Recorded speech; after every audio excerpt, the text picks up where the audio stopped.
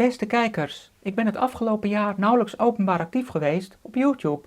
Natuurlijk kan ik daar de coronacrisis de schuld van geven. De crisis heeft iedereen hard geraakt. Maar er speelt meer en dat heeft alles te maken met het doel waarvoor ik het platform Misdefinitie heb opgericht. Het doel was mensen wakker te schudden zodat we samen konden voorkomen wat nu het linkse normaal is geworden.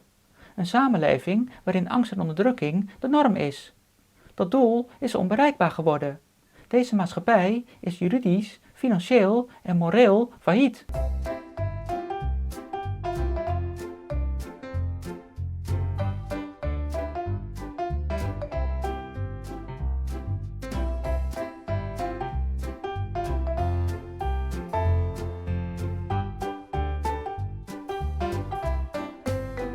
Ik ben opgegroeid met het idee dat misstanden en misdrijven kunnen blijven bestaan omdat mensen het niet weten. Destijds klonk dat logisch. In deze moderne maatschappij hebben we echter onbeperkte toegang tot informatie en communicatie. Toch blijkt dat mensen alsnog niet goed geïnformeerd zijn. Ik ontdekte dat de mensen die het voor het zeggen hebben, gebruik maken van ingewikkelde constructies om hun misstanden te verbergen. Ook zag ik hoe jongeren lijden onder de rotzooi die de politiek van de wereld maakt.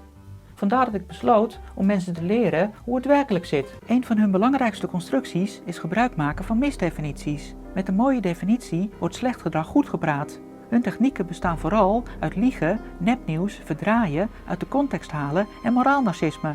Eerlijk zullen we alles delen klinkt goed, maar komt in de praktijk neer op stelen van de middenstand en het financieren van dubieuze organisaties. Vluchtelingen helpen klinkt sociaal, maar zorgt voor het importeren van profiteurs en terroristen. Persoonlijke ontwikkeling suggereert kwalitatief goed onderwijs, maar is niks anders dan politieke indoctrinatie. Je zou denken dat mensen boos worden als ze ontdekken dat ze op zo'n manier besodemieterd worden, maar het omgekeerde gebeurde. Ze worden boos op de klokkenluiders. Dat komt omdat er zoveel belanghebbenden zijn. Dat zijn mensen die belang hebben bij misstanden omdat ze er zelf van profiteren. Gaandeweg bleek dat die groepen belanghebbenden steeds groter worden. Zij ontpoppen zich als ware criminelen. Wie hun werkwijze naar buiten brengt of uitlegt, wordt kapot gemaakt. Ik werd ontslagen, vervolgd door de strafrechter en bedreigd. Alles was erop gericht om mijn imago te beschadigen, zodat ik mijn geloofwaardigheid zou verliezen. Ik werd zwart gemaakt en uitgemaakt voor racist, fascist en seksist.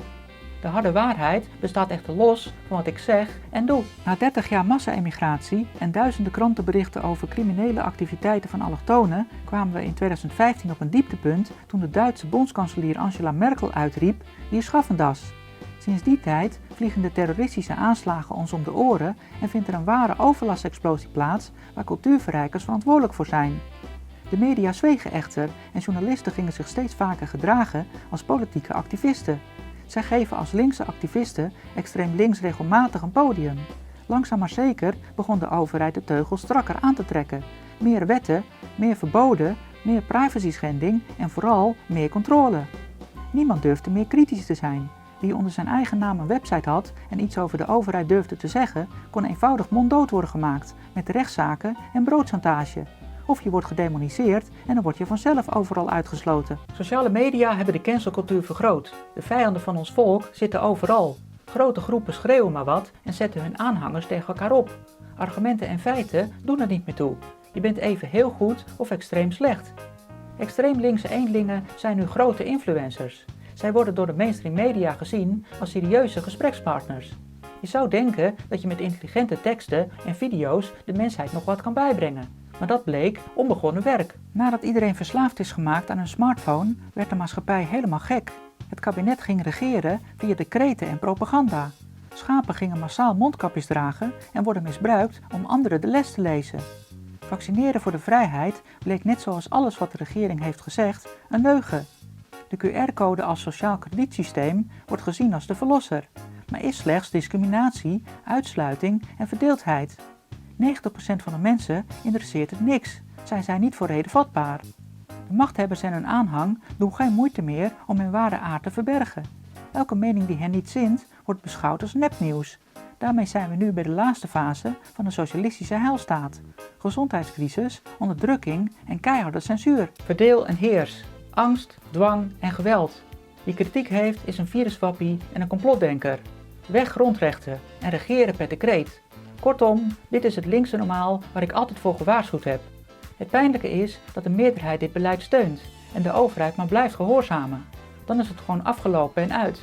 We komen hier alleen maar uit als zoveel mogelijk mensen weer normaal gaan doen. Maar helaas gaan ze dat niet doen voordat ze elkaar kapot hebben gemaakt.